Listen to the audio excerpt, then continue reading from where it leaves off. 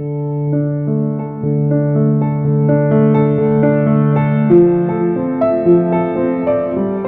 name is Cor Vanderwell. I am a small animal veterinarian, and I've been a veterinarian for 33 years. So how did you first become interested in this career? I became interested through my mother. I grew up on a farm in Wisconsin, and we had all kinds of animals and livestock on the farm. And compared to my brothers and sisters, apparently I had a way with animals, is what she said. So she said, "You love science, you should be a veterinarian." And that happened about my sophomore, junior year in high school, and that's the path I took. It was that easy. The training for being a vet is multi-staged. I always tell people that in high school you have to start developing good study habits and a little bit of a path into the whole world of science. And then in college, of course, you're going to be a pre-vet student, so you're going to be focusing in on animal science, biology, those kind of things. That's the best way to go. You have to have a good GPA. I tell people that usually you better be a 3.5 or better to even apply for veterinary school. And then if you get in, then you've got that. So high school, 4 years of usually pre-vet, and then 4 years of professional training. Oh, a wonderful winning personality for sure. No, from a personality standpoint, I think that you need to be a people person. You need to be able to relate to people well, but you need to understand what animals are as well, because we can't talk to animals, whether they're small animals or large animals. So you have to get a feel for what they're doing and telling you physically. And so you have to be paying attention to that. And then you've got to be able to talk to the owners about what's going on. And so I think you need to be a people person. You need to be someone who has patience and has some perseverance, not afraid to get dirty, and all those kind of things. So lots of stuff goes into it. Most veterinarians coming out of school start anywhere from about $60,000 to $90,000 a year, and there's a lot of potential, but it depends on which way you go.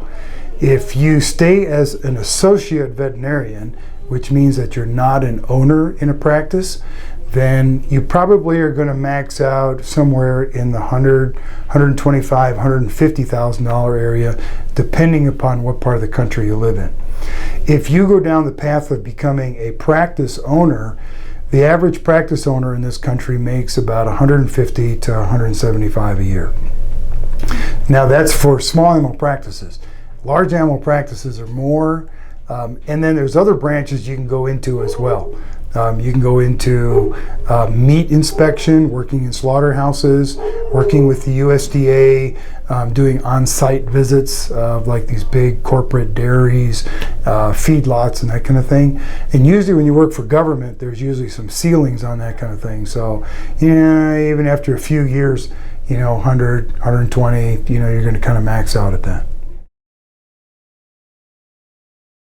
I work in a freestanding building, and we have 4 exam rooms, a surgery center, a treatment area, a pharmacy, lab, lobby, all that kind of thing.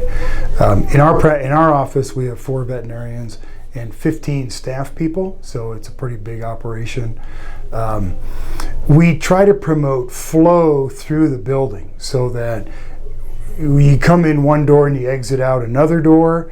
We try to avoid confrontation between animals because sometimes we don't know how they're going to react. Dog to dog and cat versus dog and all that kind of thing.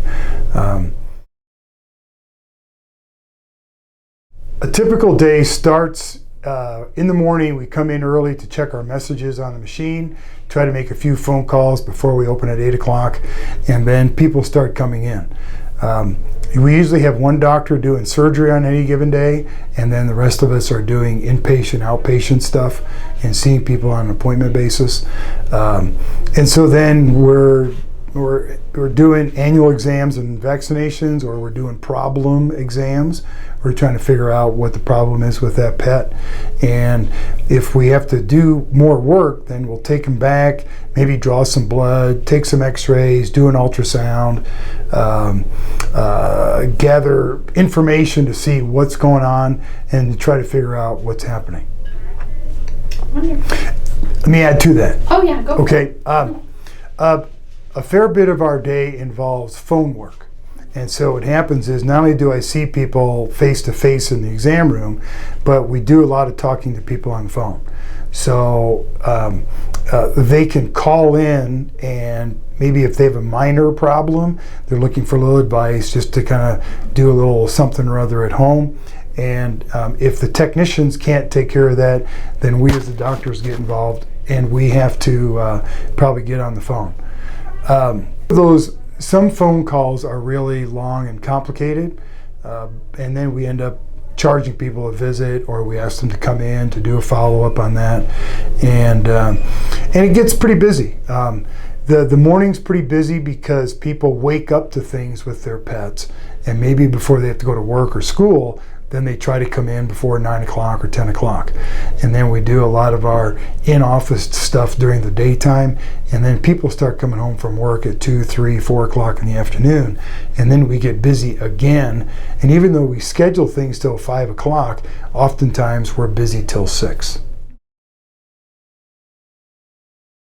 When I first started being a veterinarian, I really didn't understand fully what this meant. And what I've discovered over the years is that a great benefit is that I get to be with animals, which is kind of my first love, and that's why I wanted to be a veterinarian. But I also have discovered that I'm a people person, and that I get to take care of people through their pets. And so I find great personal satisfaction in taking care of people's animals and taking care of them through that process. I've never been one that's been very financially motivated, and so yes, I have bills to pay and people to pay and expenses to take care of, but I've always figured that if I'm honest with people and try to tell them what's going on and try to fix what's happening, then as they make their payments and we establish a reputation, they continue to come to us, refer their friends and family to us, and we stay busy, and that has definitely been the case. One of the challenging things is to actually figure out what's wrong with some of these pets. For example, the one that we've got right now, a very odd case, and trying to piece it together is a real challenge, because I can't talk to my patients and say, where does it hurt? How do you feel? When did it start? You've taken some medicine, has it helped? And we can't do any of that, and so it's pretty challenging. And it becomes even more challenging in the later stages of life. Now that pets are living longer lives than they did 20 and 30 years ago, we're running into neurological things like dementia and Parkinson's-like things. And in people, when those people are still coherent, you can still do some questioning and battery of tests. And with animals, we can't. We're completely clueless. And so it's real challenging to put that stuff together. The other thing is that it seems that things happen in waves. You have a couple easy days where you're making it through the day pretty well, and then all of a sudden you've got 3 or 4 days where it's just off the top, where there's so many people calling and they're trying to get in and their pet does need to be seen, and we just don't have a place in the schedule to do it. And here recently with the whole COVID thing, that's really been a major challenge the last 3-4 months. So, and then, I develop a good relationship with people and have over 30 some years because I'm in the same place. And so then people are like, well, I've been coming here for 25 or 30 years and you can't see me today. It's like, no, I cannot. And so we will try to see you tomorrow, and it just becomes real challenging sometimes. Our career is pretty good for balance between work and family life. There's kind of a couple paths to go. You can go the academic route where you work in academia and maybe for the government. Then you've got nice 8 to 5 hours. no on-call and emergencies and that kind of thing. If you're an associate veterinarian, you don't have the challenges and the extra work of being an owner and having those administrative things as well. Being an owner for over 30 years, I'm barely finding my balance personally for work to life. I've devoted a lot of time to this place, and I've missed out on some things with my family, but they've always understood, and then I try to make up for that later. If I get some slow days or if I take a couple extra vacation days, that's how I try to make up for that kind of thing. But I think it's pretty good. One of the challenges we have is that there are actually a lot of women who go into being the veterinary profession. It's, a lot of women love animals, love science. It's very academic sometimes, and they're very attracted to that. There's no doubt that women who are practice owners have bigger challenges than we as men who are practice owners. Statistically, that is in our journals. They talk about that stuff. Right. And I'm not trying to be sexist about that, but that is an absolutely known fact that women owners struggle mightily with the whole, having a family and raising children and all that kind of thing. Many times, if I have ladies in high school that are wanting to go down the veterinary road, I say be an associate because you'll have a better home to work life ratio. If you're an owner, you're going to miss out on some stuff.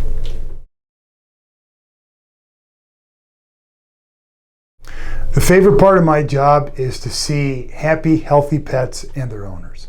I love taking care of animals so that they are healthy and that people can interact with them and they have a smile on their face, and they give you kudos and cookies and all that kind of thing. That just gives me a lot of personal satisfaction.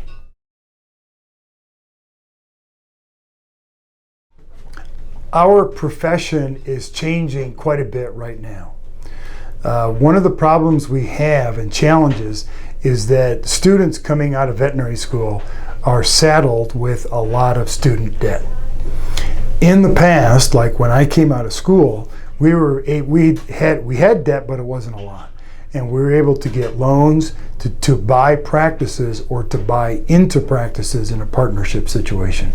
And now, because of the student debt that students have, they're struggling with making the rent or a house payment and trying to make their student loan payments, and there's no money left over to buy into a clinic.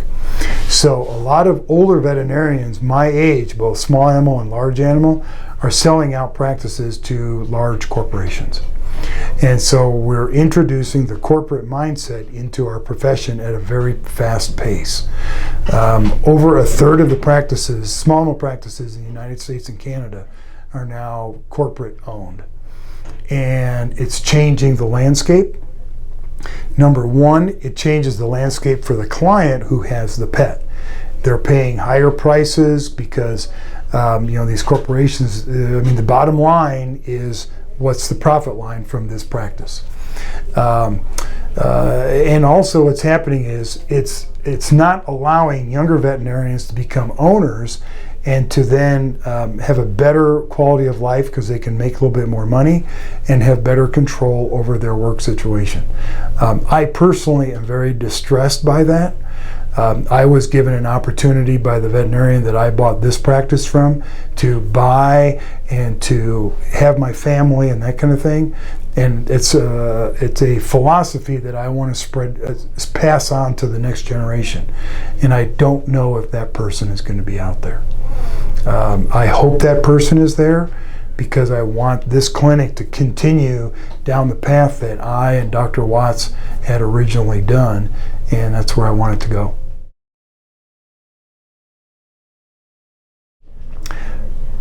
I feel very blessed as a veterinarian, and I have no regrets about being one. I was able to follow my dream of being with animals and incorporating science and medicine into that, and using my people skills to make people happy with their animals. And so it has been a very fulfilling career for me. I think that if someone wants to do something along those lines, they need to pursue their dreams and do it. I received a really good piece of advice when I was a junior in veterinary school. We had an old professor come in and talk to our class one day. He was 88 or 89 years old, and this was back in the mid-80s. And already then they were saying there's too many veterinarians, you're never going to find, and not everybody's going to find a job, there's going to be low salaries, it's not going to be worth it and all that. And he had great advice. He said there's always room for one more good veterinarian. And I totally agree. If you apply yourself and you put yourself into it, you will find a place. You can find a good work environment, and that opportunity is out there for you. Do not be discouraged by the bigger picture that looks a little overwhelming. Just focus on what you're doing and go for it.